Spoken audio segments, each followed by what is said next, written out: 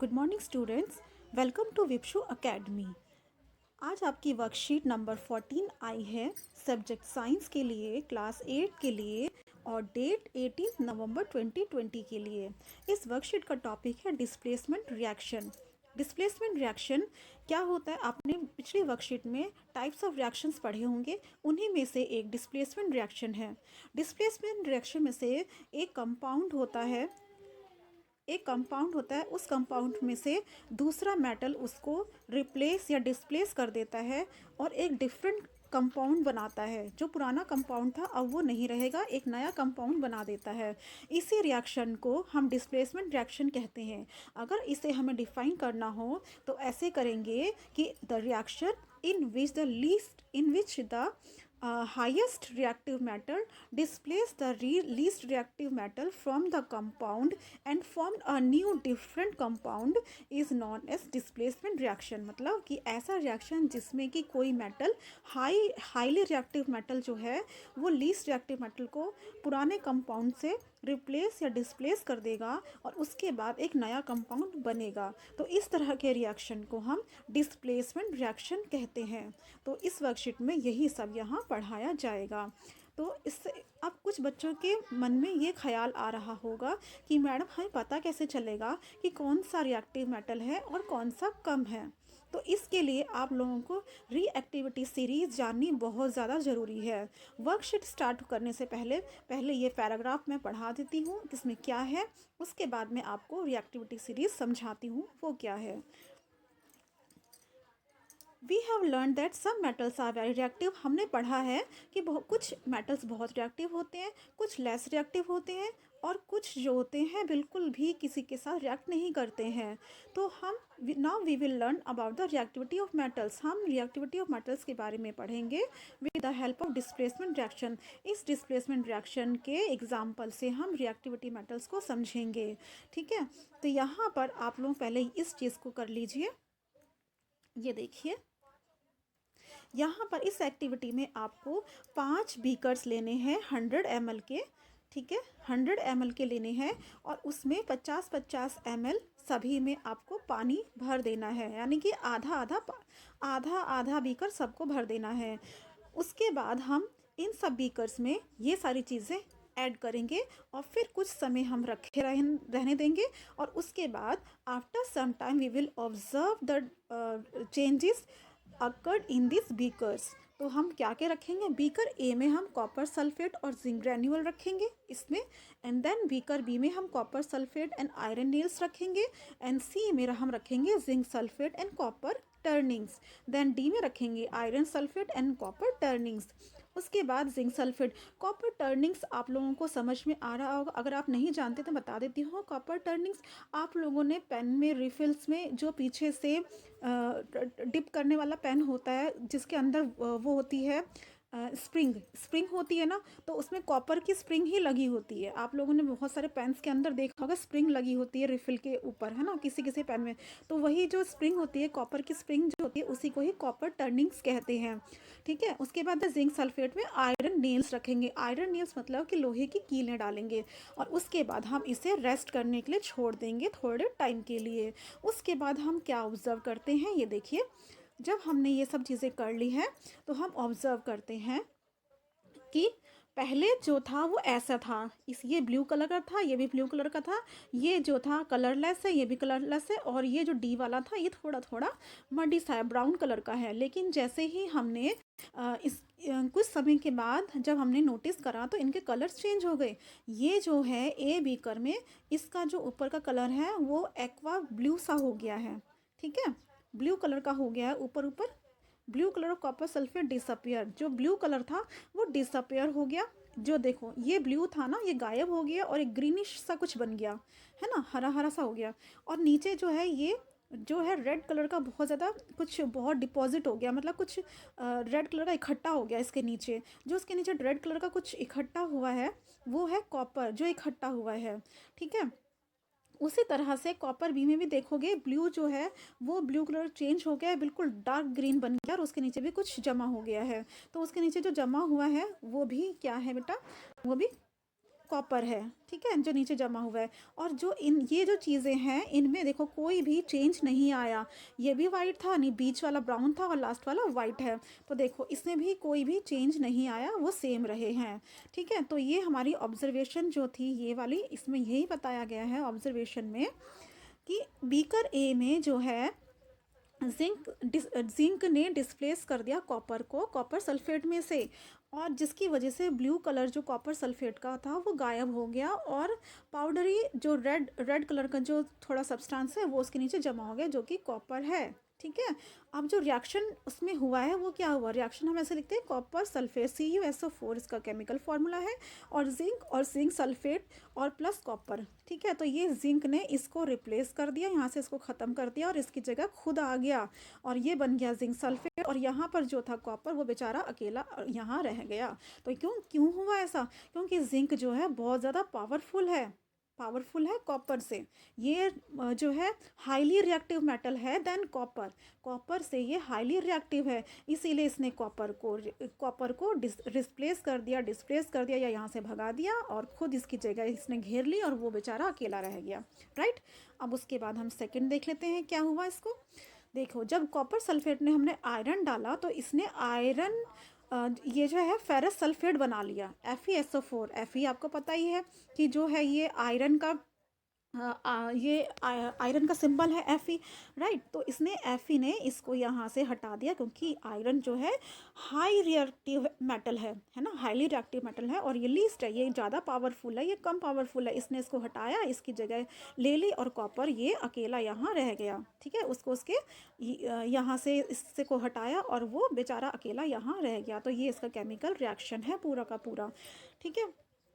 अब यहाँ देखते हैं इसने क्या बताया। We notice that there is no reaction, हमने देखा C D और E में कोई रिएक्शन नहीं हुआ।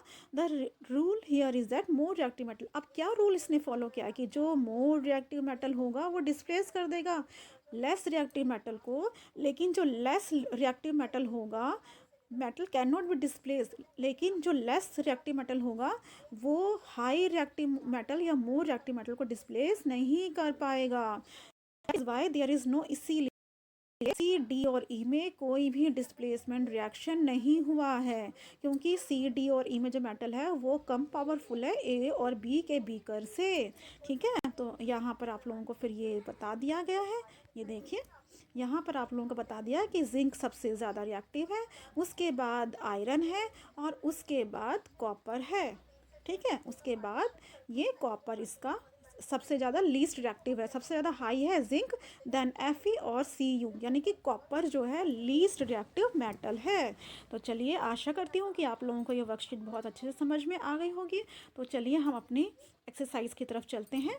What is the colour of copper sulphate, copper sulphate का कलर कैसा होता है, कॉपर सल्फेट का कलर होता है बेटा ग्रीनिश वाइट, कैसा होता है ग्रीनिश। मैं आपको अभी इसकी फ़ोटोज़ दिखा दूँगी, आप लोग देख लेना, देख लेना,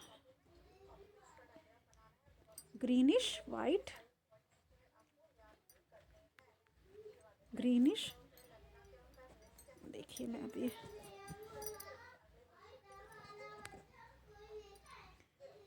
कॉपर सल्फेट है ग्रीनिश वाइट कलर का, और कॉपर क्या होता है रेडिश ब्राउन कलर का, ठीक है। ये इसकी स्पेलिंग है रेडिश ब्राउन कलर, राइट, ठीक है। कॉपर सल्फेट आपका ग्रीनिश वाइट कलर का है, और कॉपर होता है रेडिश ब्राउन कलर का। Let's move on to the next second question. Why the copper can not displace zinc from its solution, अब कॉपर जो है जिंक को डिस्प्लेस क्यों नहीं कर पाएगा, क्योंकि copper is least reactive than zinc, ठीक है। Copper can not displace zinc from its solution because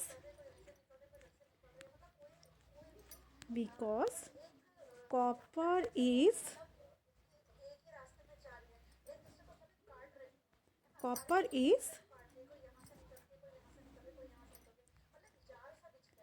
least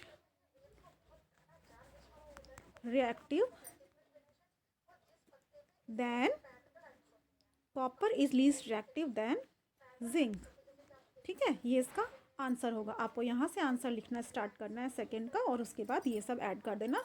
मैं एक बार फिर से रीड कर देती हूँ so that you will understand it very well. Copper can not displace zinc from its solution because copper is least reactive than zinc. ये आपका second का आंसर है। और थर्ड क्वेश्चन देख लेते हैं क्या है। Arrange zinc iron copper metals in decreasing order. ये रहा आपका डिक्रीजिंग ऑर्डर।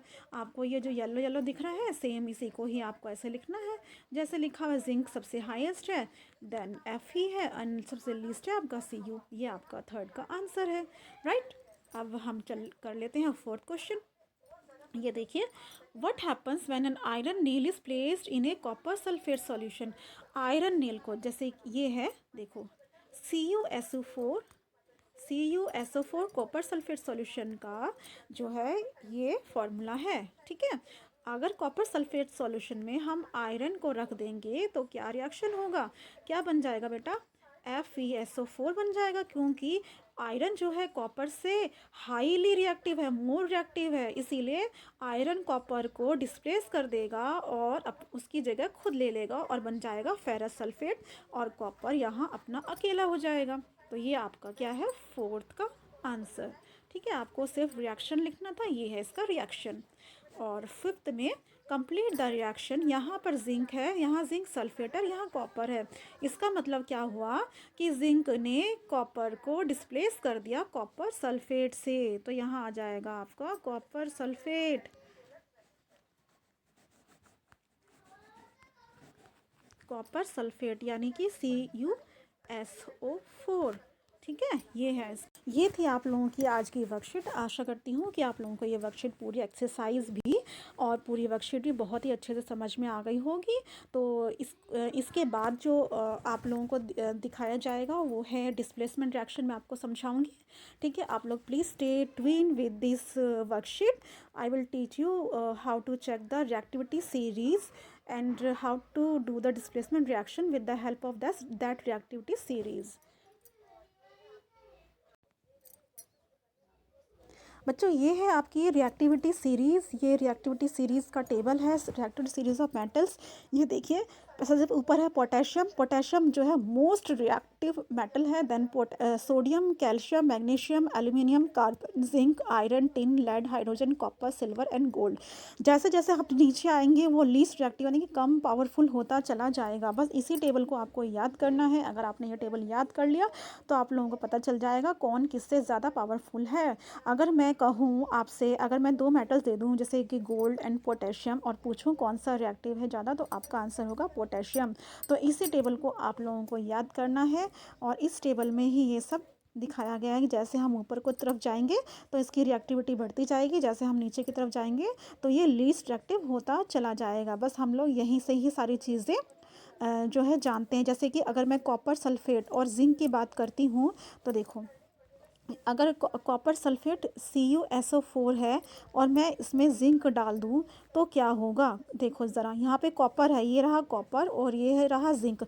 अब ये बताइए कि कॉपर ज़्यादा पावरफुल है या जिंक है। कहा था ना जैसे जैसे आप ऊपर जाओगे तो पावरफुल होगा, यानी कि जिंक पावरफुल है, इसीलिए जिंक जो है कॉपर को रिप्लेस कर देगा और बना देगा जिंक सल्फेट, और कॉपर रह जाएगा अकेला, राइट।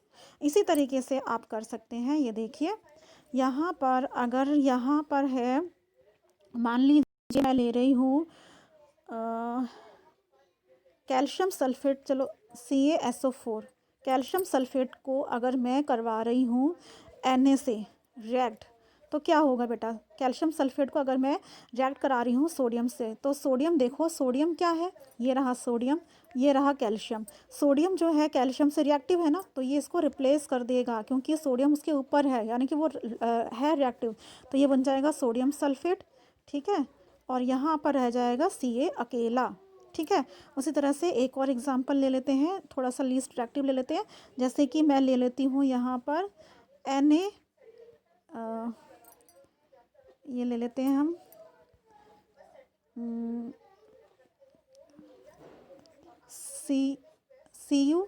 CuSO4, ठीक है, CuSO4 ले लेते हैं। और यहाँ पर मैं ले लेती हूँ Ag, यानी कि बेटा ये गोल्ड का सिंबल है Ag, ठीक है। या फिर चल दूसरा ले लेते हैं, यहाँ पर है CuSO4 और Ag, चलो Ag ले लेते हैं गोल्ड का। ठीक है, तो क्या ये गोल्ड जो है इसको रिप्लेस कर पाएगा? देखो कॉपर जो है इससे ज़्यादा रिएक्टिव है, तो यहाँ पर क्या होगा? No reaction. ठीक है, यहाँ पर कोई रिएक्शन नहीं हो पाएगा, क्योंकि Ag बेटा, Ag को जो है कम पावरफुल है Cu से। Cu तो बहुत ज़्यादा पावरफुल है। देखो इनको कंपैरिजन करो, कॉपर उसके ऊपर है ना गोल्ड के, तो वो कैसे करेगा? नहीं कर सकता रिप्लेस, तो यहाँ पर नो रिएक्शन। तो इस तरह के क्वेश्चंस भी आप लोगों के एग्जाम्स में पूछे जा सकते हैं कि एक जो है रिएक्शन दे दिया जाएगा बना के, उसके बाद लिखना है कि will the reaction takes place or not, will the displacement reaction will take place or not. तो आपको येस और नो या फिर नो रिएक्शन, या फिर रिएक्शन अगर अकर हो रहा है, हैपन हो रहा है, तो आपको रिएक्शन लिखना है कि किसने किसको डिस्प्लेस किया। तो ये थी आप लोगों की रिएक्टिविटी सीरीज़। आशा करती हूँ कि आप लोगों को ये रिएक्टिविटी सीरीज़ अच्छे समझ में आ गई होगी। और इसके बाद आपको दिखाया जाएगा कॉपर। हाँ ये देखिए, इसके बाद आप लोगों से की बात की जाएगी कॉपर सल्फेट सॉल्यूशन का कलर, जो कि होता है ग्रीनिश वाइट। ये भी आप लोगों के जो है एक्सरसाइज में आया हुआ है, और मैं पिक्चर्स दिखा दूंगी अभी आपको। उसके बाद कॉपर सल्फेट का जो कलर है ग्रीनिश वाइट है। देन कॉपर का जो है कलर, कॉपर का कलर है आपका रेडिश ब्राउन। ठीक है, रेडिश ब्राउन। एंड देन एक और चीज़ है इम्पॉर्टेंट आप लोगों के लिए, देखिए जो कॉपर सल्फेट का जो कलर है वो होता है ग्रीनिश वाइट, राइट। लेकिन जैसे ही हम इसमें पानी डालते हैं, यानी कि इसमें हम H2O ऐड कर देते हैं, तो ये पूरा बेटा वाइट हो जाता है, ग्रीनिश वाइट से, सॉरी वाइट नहीं, ब्लू हो जाता है। ठीक है, ये पूरा ब्लू हो जाएगा इसका कलर। ठीक है, जैसे ही हम कॉपर सल्फेट में पानी ऐड करेंगे तो वो ग्रीनिश वाइट से ब्लू कलर हो जाएगा, जो अभी मैं आपको पिक्चर्स दिखा रही हूँ। ठीक है,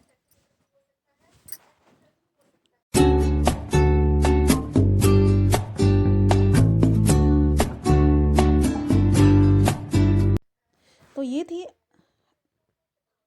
ये थी आज की इस पूरी वर्कशीट। आशा करती हूँ कि आप लोगों को ये वर्कशीट बहुत ही ज़्यादा अच्छे से समझ में आ गई होगी और कोई डाउट नहीं होगा आप लोगों के पास में। और आप लोगों को अगर वर्कशीट अच्छी लगी हो तो please like share comment and subscribe my channel for many more videos so interesting and informative in like this. And goodbye from here. Stay home and stay safe.